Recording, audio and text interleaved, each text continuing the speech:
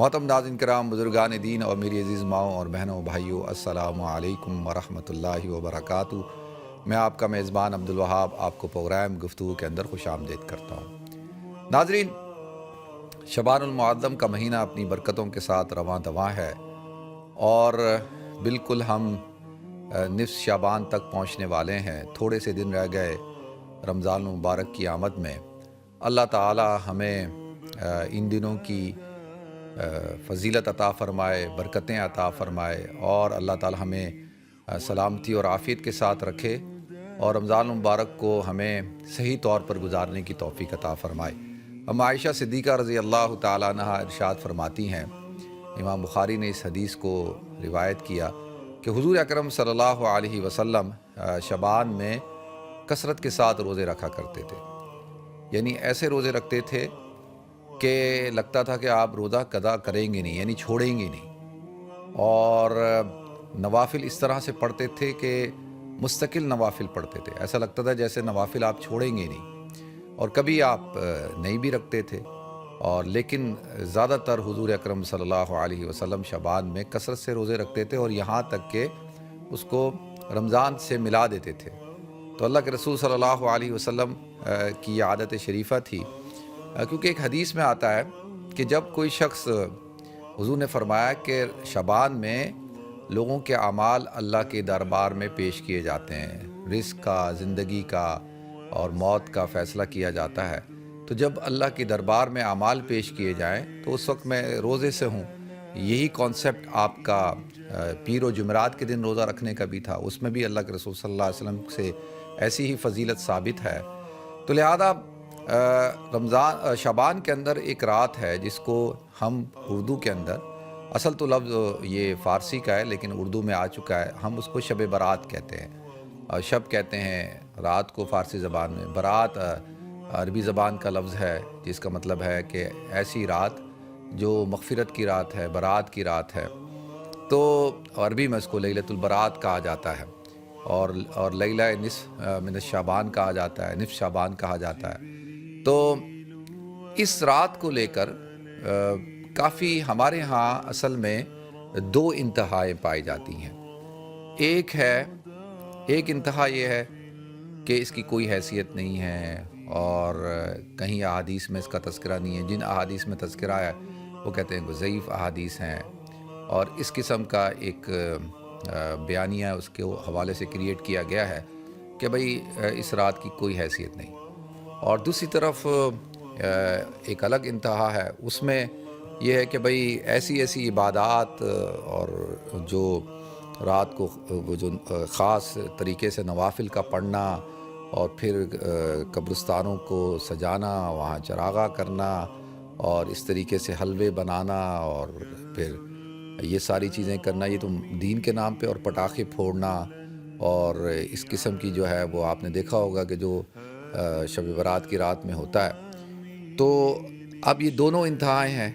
لیکن بیچ کی راہ کیا ہے؟ اعتدال پسندی کیا ہے؟ اعتدال پسندی یہ ہے کہ اس کا انکار تو نہیں کیا جا سکتا، کیونکہ 10 صحابہ کرام سے اس رات کی فضیلت ثابت ہے، اور احادیث میں اللہ رب العزت، اللہ کے رسول صلی اللہ علیہ وسلم نے اس کی فضیلت کو بیان کیا ہے۔ تو اس حوالے سے دیکھا جائے تو بالکل بھی اس کا انکار نہیں کیا جا سکتا۔ تو ایک بات تو یہ ذہن میں بٹھائیں۔ دوسرا یہ کہ دیکھیں، ہم انسان ہیں اور گناہ گار ہیں، خطا کار ہیں، سیاہ کار ہیں، ہم سب انسان ہیں، ہم سب سے اللہ کی نافرمانی ہوتی ہے، ہم خطا کے پتلے ہیں، اور یہ جو ایام ہیں اللہ رب العزت نے جو بنائے،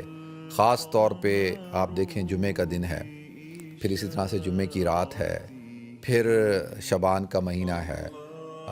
اور عشرہ ذی الحجہ ہے، اسی طریقے سے یوم عرفہ کا دن ہے، پھر اسی طرح اور جو راتیں ہیں، جو یوم الترویہ کی رات ہے، اور اسی طریقے سے جو ہے وہ طاق راتیں ہیں۔ تو یہ ساری جو، اور عیدین کی راتیں، لیلۃ الجائدہ، تو یہ سب جو ایام اور راتیں اللہ تعالیٰ نے بنائی، ویسے تو سارے دن اللہ کے ہیں، لیکن ایسا تو اس میں تو کوئی دو رائے نہیں ہے کہ سب دن اللہ کے ہیں، لیکن دنوں کے اندر کچھ دن ہیں جو بڑی بابرکت اور مبارک دن ہیں۔ اور ساری راتیں اللہ کی ہیں، لیکن ان میں سے کچھ راتیں ہیں جو بڑی بابرکت اور مبارک راتیں ہیں۔ اسی طرح سے سارا جو 24 گھنٹے کا جو پورا ٹائم فریم ہے وہ 24 گھنٹے ہی اللہ کے ہیں، لیکن ان میں جو خاص وقت ہے تہجد کا وقت ہے، اور جو نمازوں کے اوقات ہیں، تہجد کا وقت ہے، سحری کا وقت ہے، اشراق کا وقت ہے، چاش کا وقت ہے، اوابین کا وقت ہے، یہ وقت بڑے ہی بابرکت مبارک ہیں۔ تو آپ پورے سال کے جو مہینے ہیں وہ سارے کے سارے اللہ ہی کے ہیں، لیکن ان میں رمضان کی ایک اپنی اہمیت ہے۔ تو اس سے بات پتہ چلتی ہے کہ دنوں میں اور اوقات میں کچھ اوقات، کچھ ایام، کچھ شہور جو ہے وہ بڑے ہی بابرکت اور مبارک ہوتے ہیں۔ تو یہ اللہ تعالیٰ نے ہم گناہگاروں پر ایک اپنا فضل کیا، رحم کیا کہ ہم ان دنوں کے اندر خاص طور پہ اللہ کی رحمت سے مستفیض ہوتے ہیں، اور ان خاص دنوں میں، خاص راتوں میں ہم عبادت کرتے ہیں، توبہ استغفار کرتے ہیں، نوافل پڑھتے ہیں، اور خاص دنوں میں روزہ رکھتے ہیں تاکہ اللہ رب العزت کی رحمت کے ہم مستحق ہو سکیں۔ تو اس سے یعنی یہ نہیں سمجھنا چاہیے کہ بھئی 15 شعبان کی اہمیت کو کم کرنے کی کوشش کی جائے، تو کم کرنے کی کوشش نہیں کرنی چاہیے۔ اس میں یہ ہے کہ اگر جو خرابیاں پیدا ہو گئی ہیں تو ان خرابیوں کو دور کیا جائے اور ان کی اصلاح کی جائے، نہ کہ یہ کہ جی آپ بالکل ہی اس کے منکر ہو جائیں، بالکل اس کا انکار کر بیٹھیں۔ تو اور اس میں کیا ہے کہ لوگوں کو متوجہ کیا جائے۔ بہت سارے لوگ ہیں دیکھیں جو 15 شعبان کی رات کو مسجد جاتے ہیں، عبادت کرتے ہیں، رات کو جاگتے ہیں اور دعا کرتے ہیں، توبہ استغفار کرتے ہیں۔ بہت سے لوگ جو ہے قبرستان بھی چلے جاتے ہیں اور اپنے مرحومین کی مغفرت کے لیے بھی دعا کرتے ہیں اور اپنی بھی قبر آخرت کو یاد کرتے ہیں۔ تو اس میں اگر دیکھا جائے تو یہ ساری چیزیں تو ان کے اندر تو کوئی خرابی نہیں ہے، اور اگر احادیث سے ثابت بھی ہو تو یہ تو اچھی بات ہے اور کرنا چاہیے، بالکل کرنا چاہیے۔ تو اس سے کچھ لوگ ہیں دیکھیں، ایک لوگوں کی بھی کئی قسمیں ہوتی ہیں نا۔ کچھ لوگ ہوتے ہیں کہ وہ ہر وقت اللہ کی طرف متوجہ ہوتے ہیں، نیک صالح اور بڑے عابد، پرہیزگار، متقی، پرہیزگار، تقوی والے لوگ، تو ان کے وہ تو ماشاءاللہ اللہ نے ان پر فضل فرمایا ہے۔ کچھ مجھ جیسے گناہگار بھی ہوتے ہیں کہ جن کو کچھ ایام ہی متوجہ کرتے ہیں یا کچھ اوقات ہی متوجہ کرتے ہیں، تو لہذا ان کے لیے بھی ایک یہ بہترین موقع ہوتا ہے کہ آپ اس موقع کا فائدہ اٹھائیں اور اللہ کی طرف جو ہے وہ متوجہ ہو جائیں۔ اور خاص طور پہ اگر 15 شعبان کی رات ہے تو اس رات میں کم سے کم یہ ہوگا کہ بھئی جو رمضان کی راتیں آنے والی ہیں اور آخری 10 راتیں ہیں، ان میں سے بھی طاق راتیں ہیں، تو اس کی ایک پریکٹس بھی ہو جائے گی اور انسان توبہ استغفار کر لے گا، اللہ کی طرف متوجہ ہو جائے گا، اور رمضان کی جو کی ابتدا ہے وہ اچھے طریقے سے ہو جائے گی۔ تو اس میں تو کوئی ایسی خرابی کی بات نظر نہیں آتی۔ تو ہمیں اس بات کو پہلے سمجھنا چاہیے۔ باقی حضور اکرم صلی اللہ علیہ وسلم کی جو احادیث ہیں، خاص طور پہ عائشہ صدیقہ رضی اللہ تعالیٰ عنہ کی وہ حدیث کہ آپ فرماتی ہیں کہ حضور اکرم صلی اللہ علیہ وسلم رات کو میرے ساتھ تھے اور ایک دم بیچ رات میں اٹھے، سو رہے تھے، بیچ میں اٹھے اور آپ گھر سے نکلے۔ تو آپ کہتی ہیں کہ میں بھی حضور کے پیچھے نکل پڑی کہ یہ دیکھنے کے لیے حضور اکرم صلی اللہ علیہ وسلم کہاں جا رہے ہیں۔ تو دیکھا کہ حضور اکرم صلی اللہ علیہ وسلم جنت البقیع تشریف لے گئے اور وہاں جا کر آپ نے اہل بقیع کے لیے دعا کی۔ اور جب اما عائشہ نے پوچھا کہ یا رسول اللہ آپ نے یہ آج جو عمل کیا اس سے پہلے کبھی نہیں کیا، تو حضور نے فرمایا کہ آج کی رات بہت بابرکت مبارک رات ہے۔ آج کی رات اللہ رب العزت جو ہے وہ قبیلہ بنو کلب کی بکریوں کی تعداد جتنی تعداد ہے اس کے بقدر لوگوں کی مغفرت فرماتا ہے، اور یہ میں اس حدیث کا مفہوم بیان کر رہا ہوں۔ تو اب اس سے بات پتہ چلی کہ حضور اکرم صلی اللہ علیہ وسلم کا قبرستان تشریف لے جانا اور یہ کہنا کہ بھئی آج کی رات کوئی خاص رات ہے، دعاؤں کی رات ہے۔ اور اسی طرح سے ایک اور حدیث حضرت علی رضی اللہ تعالیٰ عنہ سے ہے کہ وہ فرماتے ہیں کہ بھئی اس رات میں سورج غروب ہوتے ہی اللہ رب العزت آسمان دنیا پہ نزول فرماتے ہیں اور اعلان کرتے ہیں، ہے کوئی توبہ کرنے والا کہ میں اس کی توبہ قبول کروں، ہے کوئی مجھ سے رزق طلب کرنے والا کہ میں اس کو رزق عطا کروں، ہے کوئی مجھ سے مصیبت زدہ اپنی مصیبت کو دور کرانے والا کہ میں اس کی مصیبت کو دور کروں، یعنی اس کی پریشانی کو ختم کروں۔ تو اور پھر ایک اور حدیث میں فرمایا کہ بھئی یہ وہ رات ہے جس رات کے اندر جو ہے جاگا جائے، عبادت کی جائے اور دن کو روزہ رکھا جائے۔ تو لہذا اس حوالے سے تو احادیث موجود ہیں۔ تو اس سے تو اب کوئی انکار نہیں کیا جا سکتا کہ بھئی اس رات کے اندر عبادت کرنی چاہیے۔ اور ایک اور جو حدیث ہے جس میں ارشاد فرمایا گیا کہ اس رات میں کچھ افراد ہیں جن کی مغفرت نہیں ہوتی، اس میں سے سب سے پہلا شخص کون ہے؟ وہ مشرک ہے، پھر دوسرا والدین کا نافرمان، تیسرا جو ہے چغلی کرنے والا، چوتھا جو ہے وہ شلوار کو ٹخنوں سے نیچے، جبے کو ٹخنوں سے نیچے پھیلانے والا، لٹکانے والا تکبر کی وجہ سے، اسی طریقے سے جو ہے وہ کینہ رکھنے والا، پھر جو ہے وہ شرابی، اور اسی طرح سے جو ہے قاتل۔ یہ 7 افراد ایسے ہیں کہ جن کی اس رات کے اندر بھی مغفرت نہیں ہوتی۔ تو اب اگر کوئی شخص جو ہے وہ والدین کا نافرمان ہے تو اس کو وہ چاہے پوری رات کھڑا ہو کر عبادت کرتا رہے تو اس کی مغفرت ہونے والی نہیں ہے۔ بھئی آپ والدین کی اطاعت کریں، فرما برداری کریں، ان کی خدمت کریں۔ تو میں تو اکثر کہا کرتا ہوں کہ بھئی آپ جو ہے وہ لیلۃ البرات کی رات اور شب قدر کی رات میں بھی اگر کھڑے ہیں، اور آپ بیت اللہ کے اندر بھی کھڑے ہیں، مسجد نبی کے اندر بھی کھڑے ہو کر توبہ کر رہے ہیں، تو اور آپ کے والدین آپ سے ناراض ہیں یا آپ والدین کے نافرمان ہیں، تو آپ کی مغفرت نہیں ہوگی اور اللہ کا کرم آپ پر نازل نہیں ہوگا۔ تو اس حوالے سے بنیادی طور پر جو بات ہے وہ یہ ہے کہ بھئی آپ کو اپنے والدین کی اطاعت کرنی چاہیے، ان کی فرما برداری کرنی چاہیے، ان کی خدمت کرنی چاہیے۔ اگر وہ ناراض ہیں تو ان کو راضی رکھنا چاہیے۔ والدین کی ناراضگی میں اللہ کو آپ نے ناراض کر دیا، اور والدین کی رضا کے اندر رب کی رضا ہے، تو اگر رب کو راضی کرنا ہے تو والدین کو راضی کیا جائے۔ تو یہ بڑی ایک اہم بات ہے۔ دوسری بات یہ کہ اگر آپ جو ہے چغل خوریاں کرتے ہیں،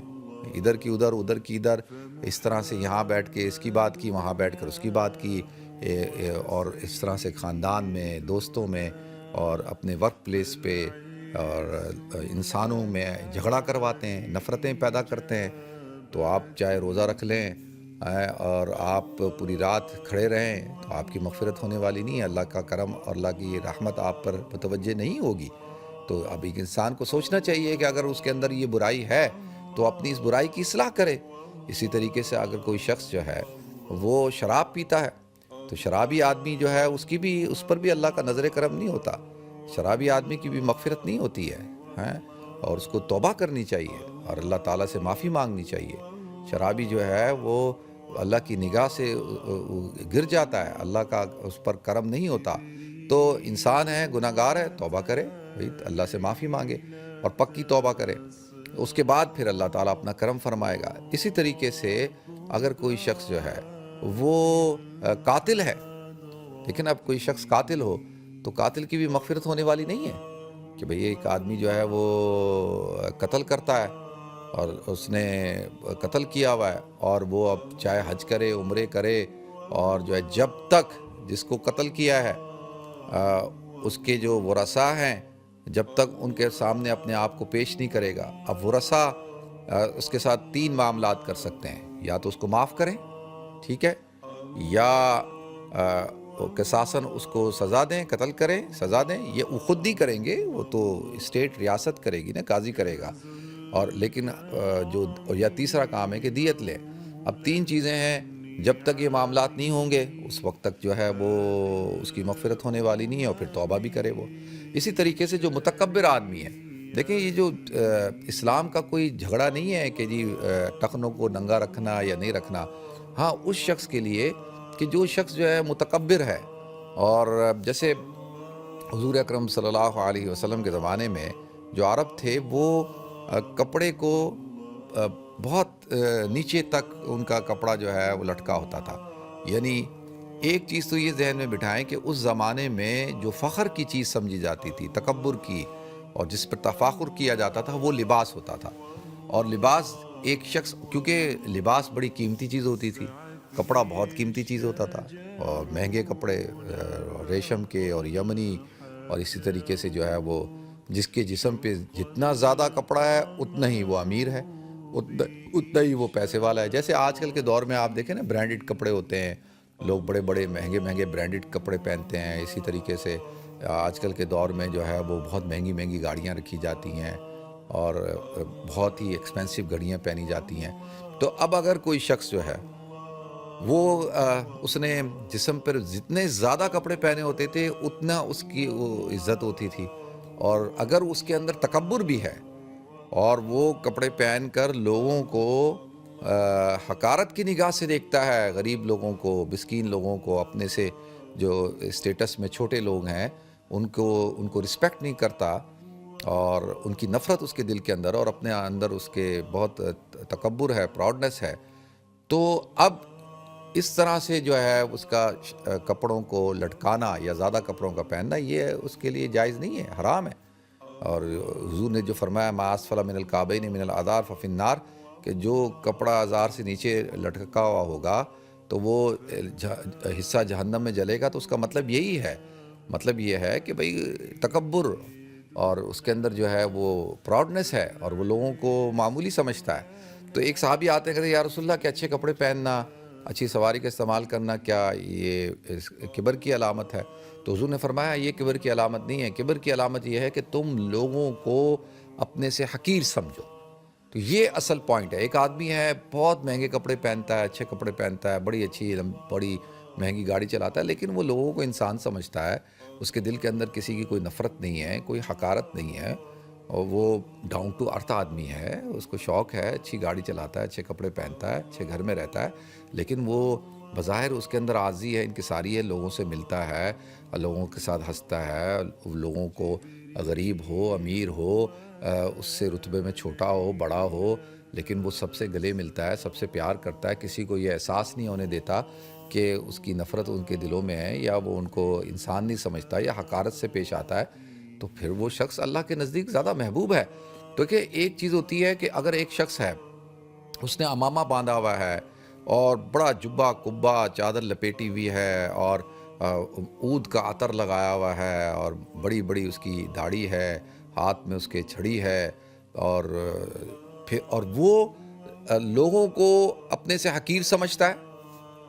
اور لوگوں کو جو ہے وہ گناہگار سمجھتا ہے، اپنے آپ کو بڑا نیکوکار سمجھ رہا ہے،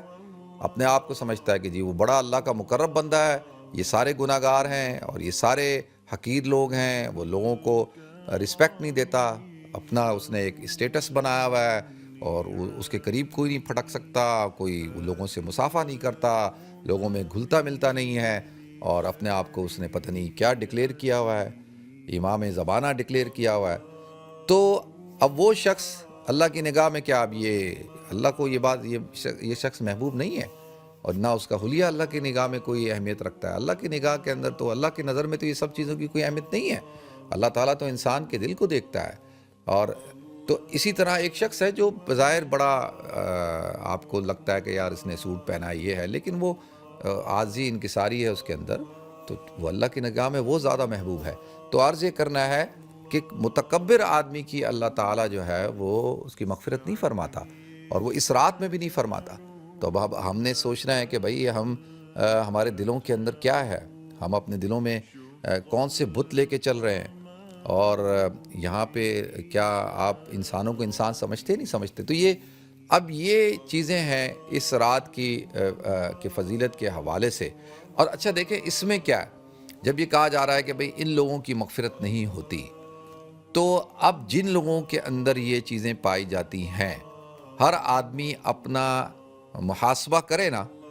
میں اپنا محاسبہ کروں کہ بھئی میرے اندر کیا کوتاہی ہے، کیا کمی ہے، میں اپنے آپ کو دیکھوں نا کہ بھئی میرے اندر تو یہ سب چیزیں نہیں ہیں، کہیں اگر ہیں تو میں اپنی اصلاح کروں اور میں توبہ کروں اور اللہ تعالیٰ سے معافی مانگوں، تو پھر اللہ تعالیٰ کا فضل ہوگا، کرم ہوگا۔ اور اس کے ساتھ ساتھ اب دیکھیں قبرستان جانا، اب یہ جو قبرستان جانا ہے، تو حضور اکرم صلی اللہ علیہ وسلم اپنی حیات میں ایک ہی دفعہ گئے، جو یعنی جس کو ہم عائشہ نے روایت کیا، یعنی ہر سال تو نہیں جاتے تھے نا، آپ ایک دفعہ چلے گئے۔ اچھا آپ کا جانا یہ اس بات کی علامت ہے کہ بالکل جا سکتے ہیں اور جانا چاہیے۔ اور اگر کوئی شخص 15 شعبان کی رات کو چلا جاتا ہے قبرستان، اور 1 سال چلا گیا، پھر کبھی نہیں گیا، پھر چلا گیا، تو اس نے گویا کہ اس سنت پر عمل کر لیا۔ اگر کوئی ہر سال چلا جاتا ہے یا اکثر چلا جاتا ہے قبرستان، تو کوئی حرج نہیں ہے، اس میں کیا ہے، اور بالکل جانا چاہیے، زیارت کرنی چاہیے، تاکہ جو ہے انسان کو اپنی آخرت کی یاد دہانی ہو، جتنا قبرستان جائے گا تو اس کے اندر یہ ہوگا نا کہ بھئی ایک دن میں نے بھی تو یہیں آنا ہے نا. تو جب حضور نے فرمایا کہ بھئی موت کو یاد کرو، تو موت کو یاد کرنے کا ایک طریقہ یہ بھی ہے کہ آپ قبرستان جائیں اور پھر اپنے مرحومین کے لیے دعائے مغفرت کریں. تو حضور اکرم صلی اللہ علیہ وسلم بھی تشریف لے گئے. تو اس سے پتہ چلتا ہے کہ اگر کوئی جانا چاہے تو جا سکتا ہے. لیکن یہ جو آج کل ایک صورتحال کریٹ ہو گئی ہے کہ بھئی اس کو لازمی سمجھا جاتا ہے کہ بھئی لازمی ہی جانا ہے، اگر کوئی نہیں جائے گا تو وہ گناہگار ہوگا، یا اس کو کہا جاتا ہے کہ بھئی جاؤ، اگر کوئی نہیں جا رہا تو اس کو پر ملامت کی جاتی. یہ بات ٹھیک نہیں ہے. اور اسی طریقے سے وہاں جا کر کوئی شور شرابہ کرنا، اب تو اللہ معاف کرے وہاں قبرستانوں میں جو ہے وہ باقاعدہ اسکرینیں لگائی جاتی ہیں، اور اسکرینیں لگا کر اور نعتیں ہو رہی ہیں، بیان ہو رہے ہیں، اور اسکرینیں لگائی ہوئی ہیں، چراغاں ہوا ہے، بہت زیادہ لائٹیں جلائی گئی ہیں. تو باہر جو ہے وہ پوری ایک انڈسٹری بن چکی ہے کہ پھول بک رہے ہیں، اور اسی طرح سے چادریں بک رہی ہیں، اور اگربتیاں بک رہی ہیں، اور اس طرح کی صورتحال ہے. پھر عورتیں بھی جا رہی ہیں، مرد بھی جا رہے ہیں. ایک طرح سے اس کو ایک فیسٹیول بنا دیا گیا ہے. تو یہ جو چیز ہے یہ مناسب نہیں ہے، اور اس سے ہمیں احتراز کرنا چاہیے. اور اپنا جس طرح سے آپ جا سکتے ہیں سادگی کے ساتھ بالکل جائیں اور دعا کریں. تو یہ تو ثابت ہے. اور اس کے ساتھ ساتھ یہ جو ایک طریقہ کار اختیار کر لیا گیا ہے کہ بھئی اس رات کو جو ہے وہ کھانا بنانا ہے، اچھا کھانا بنانا ہے، اور میٹھا بنانا ہے، حلوے بنانے ہیں، اور کھیریں بنانی ہے. تو اس کا بھی کوئی ثبوت نہیں ملتا صحابہ کرام سے، اور کسی بھی حدیث سے یہ بات ثابت نہیں ہے. یعنی حضور نے فرمایا ہو یا کسی بھی صحابی نے کہا ہو کہ بھئی یہ کام کرنا چاہیے، اور آپ اس طرح سے حلوے بنائیں یا کوئی کھیر بنائیں، کوئی میٹھی چیز بنائیں. تو یہ بھی جو ہے وہ کہیں سے ثابت نہیں ہے. اس سے بھی ہمیں بچنا چاہیے. ویسے اگر کوئی بنا لیتا ہے یا ہم کھاتے ہیں، روز کھاتے ہیں، کل ہمیں مرتضیٰ نے بہترین کھیر کھلائی ماشاءاللہ، تو اس میں کوئی وہ نہیں ہے، میٹھا کھانا کوئی گناہ نہیں ہے. لیکن اس کو ایک خاص قسم کا ایک تہوار بنا دینا، ایک رسم بنا دینا، اور اس دن کا ایک حصہ بنا دینا، تو یہ بات مناسب نہیں ہے. باقی یہ جو اور طریقہ کار ہے کہ بھئی پٹاخے پھوڑنا اور پوری رات جاگنا، پھرنا ٹرنا، اور پھر فجر کی نماز نہیں پڑھنا، تو یہ بات مناسب نہیں ہے. دیکھیں نا، ایک شخص پوری رات جاگے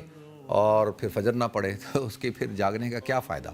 تو بہتر تو یہی ہے نا کہ بھئی عشاء کی نماز جماعت کے ساتھ پڑھ لے، اور پھر فجر بھی جماعت سے پڑھ لے، تو اس کو پوری رات کی عبادت کا ثواب مل جائے گا. پھر یہ شور شرابہ کرنا اور اتنا چراغا پٹاخے اور پتہ نہیں کیا کیا، اب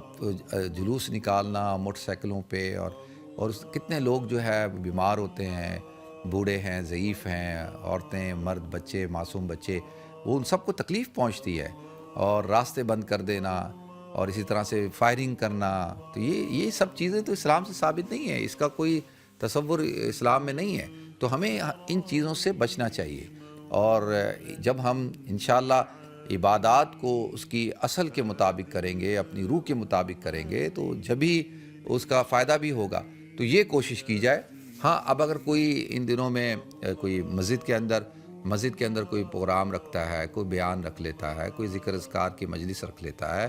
قرآن کی تلاوت کی جاتی ہے، کوئی دعا کی جاتی ہے، تو اس میں بھی کوئی حرج نہیں ہے. یہ تو زیادہ اچھی بات ہے کہ بھئی لوگوں کو جو ہے وہ عبادت کی طرف لگا دیا جائے بنسبت اس کے کہ لوگ بازاروں میں اور راستوں میں وقت گزاریں. تو یہ اس میں بھی کوئی برائی نہیں ہے. اگر ایسا کوئی کرتا ہے تو یہ اچھی بات ہے. تو اللہ تعالیٰ مجھے آپ کو، ہم سب کو عمل کرنے کی توفیق عطا فرمائے.